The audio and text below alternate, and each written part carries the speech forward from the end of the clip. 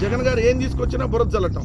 So Jagan గారు తీసుకొచ్చిన ప్రతి దాన్ని వ్యతిరేకించడం వీళ్ళకి అలవాటు, మళ్ళీ దాన్నే తిరిగి కొనసాగించడం కూడా వీళ్ళకి అలవాటుగా మారింది. సిగ్గు శరం మొత్తం వదిలేసి ఆల్రెడీ అర్థమైంది ప్రజలకి మీరు ఎలాంటి వాళ్ళు, మీ బతుకులేంటి ఆల్రెడీ అర్థమైంది. చాలా పెద్ద వార్తని కనపడకుండా ఆఖరి పేజీలో చాలా చిన్న వార్తగా వేశాడు ఈనాడు రోత కిరణ్.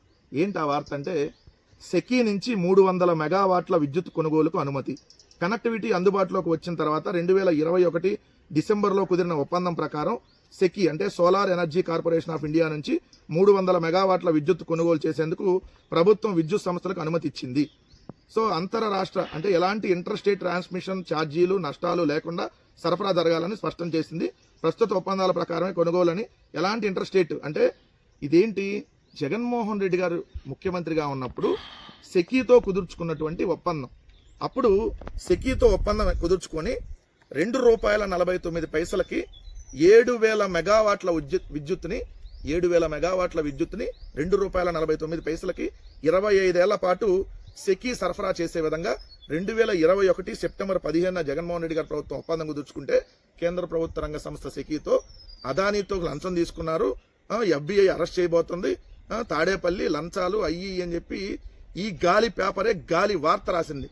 ఈ గాలి వార్త రాసి 1,10,000 కోట్ల నష్టం ఇది, దీనివల్ల ఈ ఒప్పందాన్ని అసలు అమలు చేయకూడదని రాశారు. పెద్ద బ్యానర్ హెడ్డింగ్ ఆ రోజు, అదానీ లంచం అని చెప్పి పెద్ద పెద్ద హెడ్డింగ్లు పెట్టాడు ఈనాడు. ఏదైతే ఈ గాలి కిరణ్ ఏదైతే గాలి పత్రిక అయినటువంటి ఆ గాలినాడు అలియాస్ ఈనాడులో ఏదైతే 1,10,000 కోట్ల నష్టం, అదానీ లంచాలు, అదానీ దగ్గర లంచం తీసుకున్నాడని చెప్పి ఇదే గాలి పత్రిక గాలినాడులో రాశారు. ఈ రోజు ఈ వార్త రెండు లోపలికి ఎక్కడికో వెళ్లి సెకీతో కుదుర్చుకున్న ఒప్పందాన్ని అమలు చేస్తున్నారంట. ఆ రోజే చెప్పారు జగన్ గారు, ఇది ₹2.49 అంతర్రాష్ట్ర ఛార్జీలు అన్ని కలుపుకొని ఎటువంటి ఛార్జీలు లేకుండా ₹2.49 చాలా బెస్ట్, అందే మేము తీసుకున్నామని చెప్పి చెబితే ఆ రోజు వీళ్ళు నానా గగ్గోలు పెట్టి ఇంకా ₹1.5కి వచ్చింది కదా, ₹1.70 వచ్చింది కదా అని చెప్పి నానా యాగి చేశారు. చేసి చంద్రబాబు నాయుడు గారు ముఖ్యమంత్రి అయిన తర్వాత మే 7, 2025న యాక్సిస్ పవర్తో ఒప్పందం కుదుర్చుకొని ₹4.60 సప్లై చేస్తాంట. ₹4.60. జగన్ గారు ₹2.49 తీసుకొని వస్తే పవర్ని వీళ్ళు ₹4.60.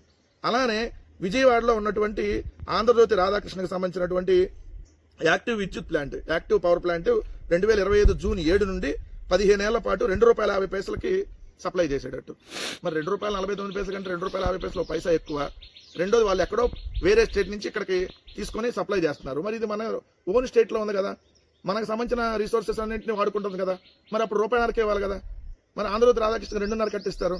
₹2.49 దిగితే అదానీ దగ్గర లంచం తీసుకున్నారని రాసినప్పుడు ₹2.50 మరి చంద్రబాబు నాయుడుకి ఏమిచ్చి రాధాకృష్ణకి ఇచ్చారు, ఎంత లంచం తీసుకొని? మీ వార్తలు ఎలా ఉంటాయి అనడానికి ఇలానే ఉంటాయి. ప్రతిదీ బురద జల్లటం. జగన్ గారు ఏం తీసుకొచ్చినా బురద జల్లటం. భూములు రీసర్వే అంటే బురద జల్లటం, సెకీతో ఒప్పందం అంటే బురద జల్లటం, జగన్ గారు తీసుకొచ్చినటువంటి సంస్కరణల మీద బురద జల్లటం, అదానీ డేటా సెంటర్ తెస్తే దాని మీద బురద జల్లారు, గ్రీన్ కో తెస్తే దాని మీద బురద జల్లారు, బల్క్ ట్రక్ పార్క్ తెస్తే దాని మీద బురద జల్లారు. మళ్ళీ ఇప్పుడు అయ్యే కొనసాగిస్తారు. సచివాలయాల మీద బురద జల్లారు, రైతు భరోసా కేంద్రాల మీద బురద జల్లారు, పేర్లు మార్చుకుంటారు సిగ్గు లేకుండా. అమ్మఒడి అంటే అది బోటకు వన్నాం ఆ రోజు, ఇప్పుడేమో దానికి పేరు మార్చి తల్లికి వందనం. సో జగన్ గారు తీసుకొచ్చిన ప్రతి దాన్ని వ్యతిరేకించడం వీళ్ళకి అలవాటు, మళ్ళీ దాన్నే తిరిగి కొనసాగించడం కూడా వీళ్ళకి అలవాటుగా మారింది. సిగ్గు శరం మొత్తం వదిలేసి క్షమాపణలు చెప్పి కొనసాగించండి.